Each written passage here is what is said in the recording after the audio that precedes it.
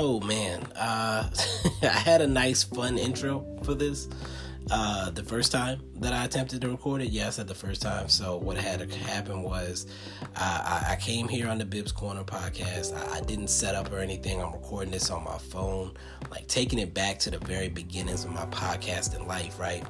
And I recorded I talked for 10 minutes, I should say. And then I realized it only recorded the first 3. So this is attempt number 2 to do this.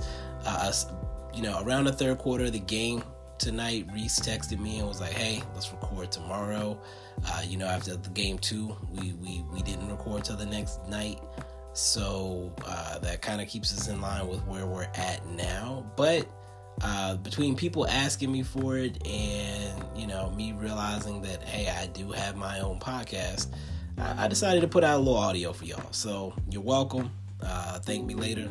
All that other good stuff. But, we won. we won the game. We're still alive. We avoided the sweep. I personally am happy with that. I'm going to save most of my major talking points for when I do get with Reese on the Mavs Outsiders, but I did want to hit on a few things here, Dolo. First of all, Reese and I asked for some changes to be made by Jason Kidd in this game. I feel like he did that. There were some things that happened on the court specifically that were new and different and gave the Suns something different to look at. Again, I'll get into that a little deeper when me and Reese get together, but I'll briefly mention I liked Luka working from the post versus dribble and penetrate action all the time. Getting him in the post, he was passing out of some post ups, he was shooting out of post ups. Like I like that action. Use him as a big, use him like Jokic. I like that personally. The other thing that I definitely appreciated is my boy Frank. Mentioned on the Outsiders pod that I wanted to see Frank get the Josh Green minutes, and he did.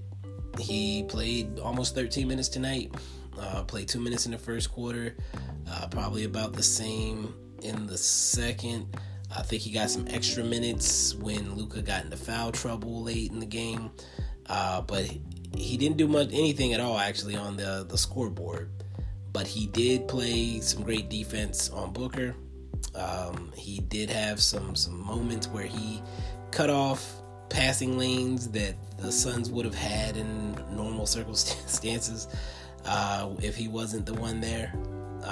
Josh does a good job with that type of stuff too, but it's those little things that add up throughout the course of a game. Is like a guy being a place that the offensive player was not expecting someone to be, because this is a different guy who plays defense a different way than the person who is usually in that situation. So there were a few times where Frank was in a place where they didn't expect him to be in it, threw off the offense, and I like those things personally. I watch for those types of things.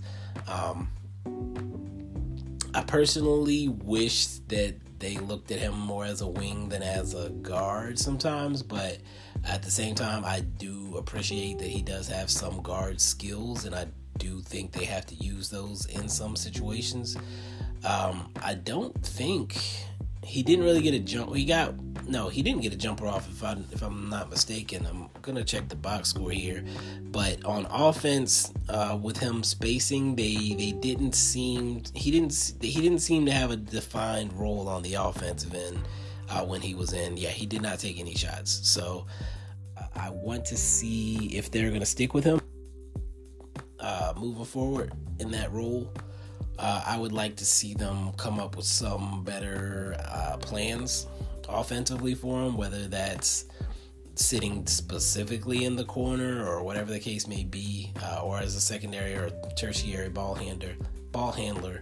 I want to see him involved in the offense a little bit. This is not the Jazz, so it's not like they were going to put Gobert on him and have him have wide open shots.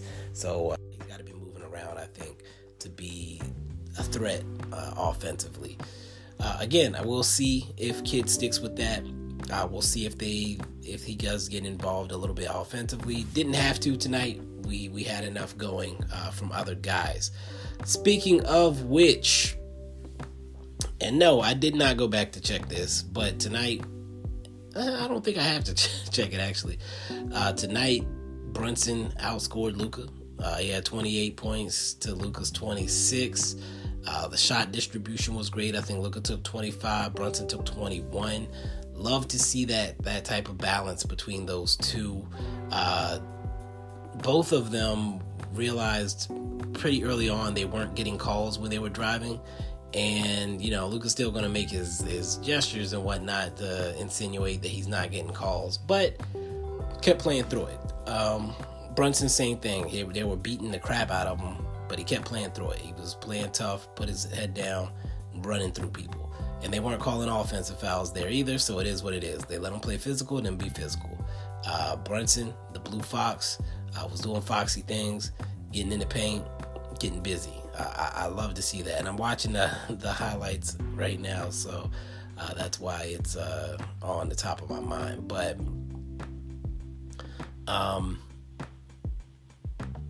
defensively, the Mavs, I'm going to save this for the pod as well. But, oh, shit, I just realized.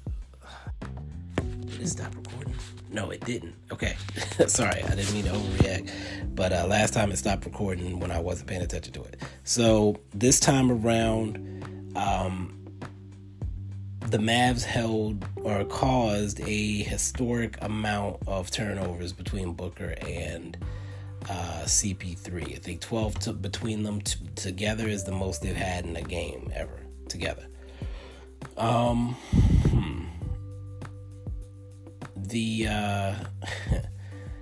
The first half from Chris Paul was a career worst number for turnovers. I think we just caught them off guard by turning up our defensive intensity, and that's the way it has to be. That's the way we changed our culture, right? It's with the defensive intensity. And there was a lot of talk about Jason Kidd telling Luka he just has to give them a tough defense for 2 seconds to buy the rest of the defense time to react and recover. Now Luka did get into foul trouble trying to do this, but regardless, it made a difference. It made a huge difference. Even Brunson was getting deflections and off-ball action. Like, everybody was doing their part. And that's the only way we can win, is if everybody's doing their part defensively, scrambling, flying around, rotating, pointing, communicating. All those things have to happen defensively for us to give ourselves a chance on the defensive end. And then again on the offensive end, taking advantage of trying to get Ayton to try to keep up with Brunson on the perimeter, or Luka getting a smaller guy on him and posting him up. Those type of things can work for us. And tonight I felt like we did a better job of making the Suns work defensively. Overall, the biggest key for me is we avoided the sweep. I was 109, y'all. I'm sorry. I was genuinely concerned about the idea of a sweep. We won a game in the second round. It feels a lot better for my soul, personally. I don't know. I can sleep better knowing that we didn't get swept tonight. But Reese missing this game. I'm going to miss the game on Sunday, Mother's Day festivities. I'm not going to be on my phone on the whole game at the restaurant. Sorry. I'm debating whether or not I'll put an earpiece in to listen. I probably not. We'll see what's going on with the festivities here. But if I was going to have to miss Game 4, I'm glad I don't have to wonder if it's the last game of the season for the Mavs. It is not. So Game 5 is Tuesday, which is going to suck for me because I have a busy day at work on Wednesday. But that's okay. I will survive. Oh, no, not I. So this is 10 minutes. Unlike on the Mavs Outsiders, I do not have a minimum time requirement to hit. to make my sponsors happy. So you guys asked for a little content. Here's a little content. I hate that I had to record twice because it's not as organic. I'm trying to remember things that I said the first time, and this was actually a completely different discussion than the one I had previously. But I hope you guys appreciate it. I'm gonna get some sleep.